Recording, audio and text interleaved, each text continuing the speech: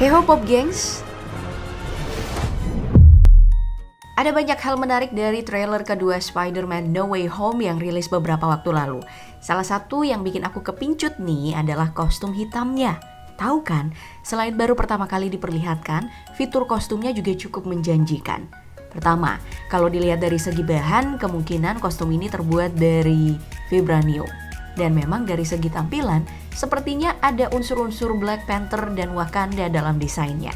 Terus bukan cuma itu, kostum yang satu ini sepertinya udah dimantrain pakai sihir Doctor Strange. Jadi kemungkinan bakal ada peningkatan kekuatan berkali-kali lipat dengan penggunaannya. Tapi apakah itu akan jadi kostum terkuat dari seluruh versi Spider-Man? Pertanyaan yang menarik. Ya udah, daripada penasaran, mending langsung aja kita cari tahu sama-sama apa aja sih kostum terkuat Spider-Man, entah itu dirilis dalam versi komik, animasi, atau film bioskop.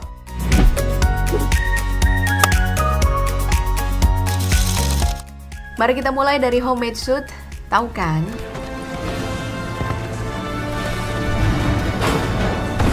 Ini adalah kostum yang muncul di Spider-Man Homecoming 2017.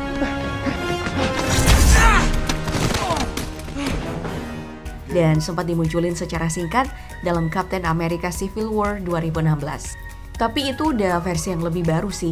Soalnya kan ini kostum yang selalu ditampilin untuk setiap debut Spider-Man. Entah itu dalam komik atau dalam Spider-Man 2002 versi Tobey Maguire. Spider-Man! Sampai Amazing Spider-Man versi Andrew Garfield. Ini bukan kostum yang kuat sih emang, tapi sebagai setelan debut, meski jelek dan fiturnya biasa aja, setiap homemade suit punya arti penting bagi para Spidey, karena selalu ingetin alasan mereka ambil pilihan buat jadi pahlawan. Cuman kalau untuk kostum basic, terutama yang standar dari versi komik, ini bisa dibilang hanya berlaku buat Spider-Man versi Sam Raimi dan Amazing Spider-Man yang diperanin sama Andrew Garfield. Karena kalau yang versi Tom Holland di MCU featuring Sony, konsepnya itu udah melenceng jauh dari basic suit Spider-Man. Makanya dari penamaan, para fans lebih suka pakai sebutan Stark Suit untuk kostum punya Tom Holland di Spider-Man Homecoming. Karena dari segi teknologi, setelan yang satu ini emang beda banget sama pendahulunya.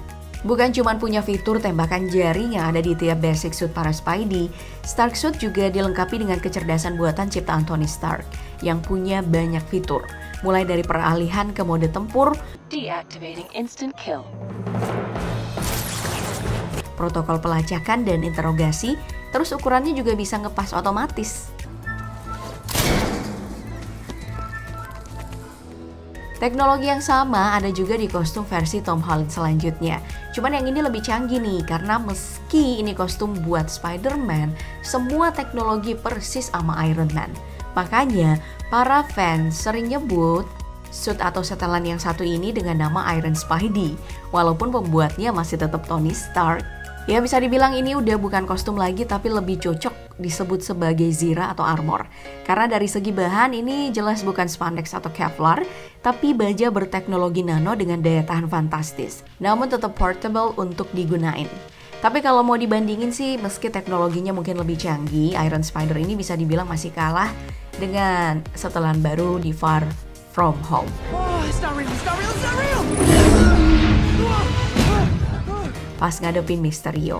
Karena selain kembali ke konsep basic suit versi Tony Stark, ini adalah kostum yang akhirnya dibuat sendiri sama Peter Parker setelah kematian sang mentor di saga Endgame.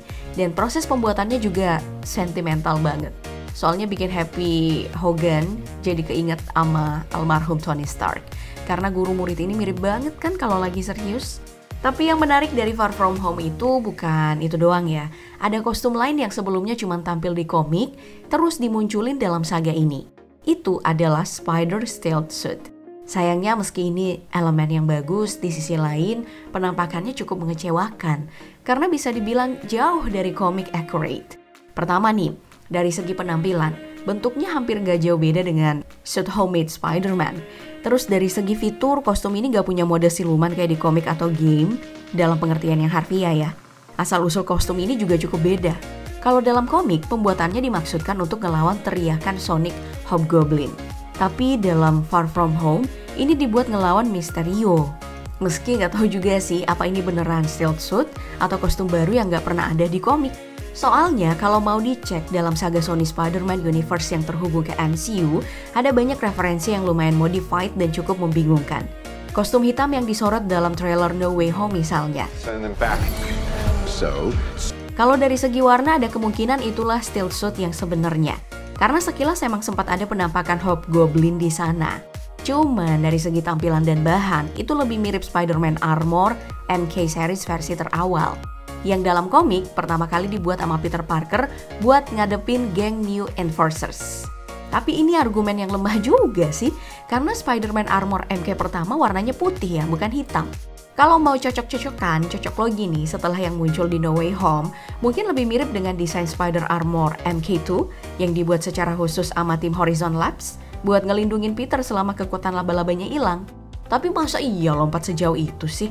MK1 dan Horizon Labs aja belum pernah disorot selama SSU dan MCU. Masa langsung munculin MK itu? Mau dibilang MK3 udah jelas bukan. Karena setelan seri ini desainnya beda banget. Terus tujuan pembuatannya juga nggak sama. MK3 sengaja dibuat untuk ngadepin versi terbaru Sinister Six. Nah ini jangankan versi terbaru, ketemu aja masih yang pertama kali. Jadi udah jelas bukan puncak dari Spider Armor yang MK generasi 4 juga. Karena kostum yang satu ini berdasarkan ceritanya baru dibuat setelah Spider-Man dapat dukungan dari Parker Industries yang dimiliki penuh sama alter egonya Peter Parker. Makanya wajar kalau MK4 jadi kostum tercanggih yang pernah digunain sama Spider-Man. Bukan hanya punya jenis jaring yang lebih beragam, entah itu buat digunain secara ofensif, defensif, atau evakuasi. Kostum MK4 juga punya model pemindaian yang lebih maju. Mulai dari ngelacak, energi magis, sistem kelistrikan sampai luka medis. Terus kostum ini udah gunain nanoteknologi kayak Spider Iron. Punya mode siluman juga kayak stealth suit. Jadi bisa dibilang ini adalah kostum yang gabungin seluruh teknologi dari suit-suit terdahulu. Dan kemungkinan bukan kostum yang bakal kita lihat di No Way Home.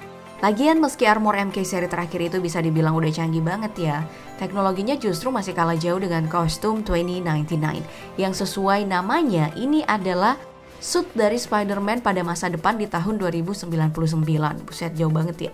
Dengan alter ego baru bernama Miguel O'Hara, bukan Peter Parker lagi. Terus semua fitur dari kostum pendahulunya ada dalam satu kostum dengan level yang jauh lebih modern. Dan beberapa tambahan teknologi seperti fitur untuk penerbangan dan pendaratan darurat. Ama bahan kostum yang terbuat dari Unstable Molecule Fabric, buatan Reed Richards dari Fantastic Four.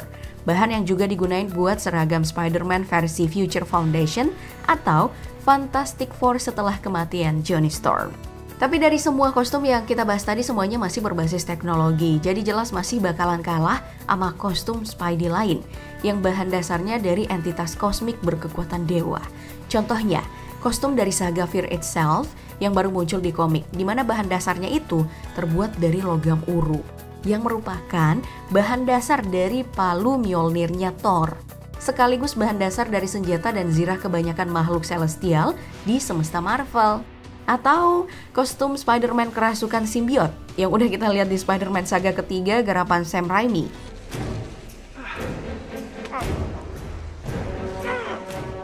Ini malah lebih OP dibanding kostum Fear Itself ya. Karena kalau logam uru cuma jadi bahan senjata yang digunain para Celestian, simbiot sendiri justru malah senjata yang diciptain buat ngancurin para Celestial. Jadi gak usah heran kalau banyak aspek kostum satu ini ada di tingkatan yang lebih tinggi. Meski kalau mau dibandingin kekuatan kostum simbiot masih kalah jauh dengan setelan yang terpapar kekuatan Captain Universe. Soalnya kalau gunain kostum ini, Spider-Man bakal mendadak dapat peningkatan drastis di berbagai aspek kemampuan. Entah itu inderanya, kecepatannya, kemampuan terbang, bahkan telekinesis juga ada.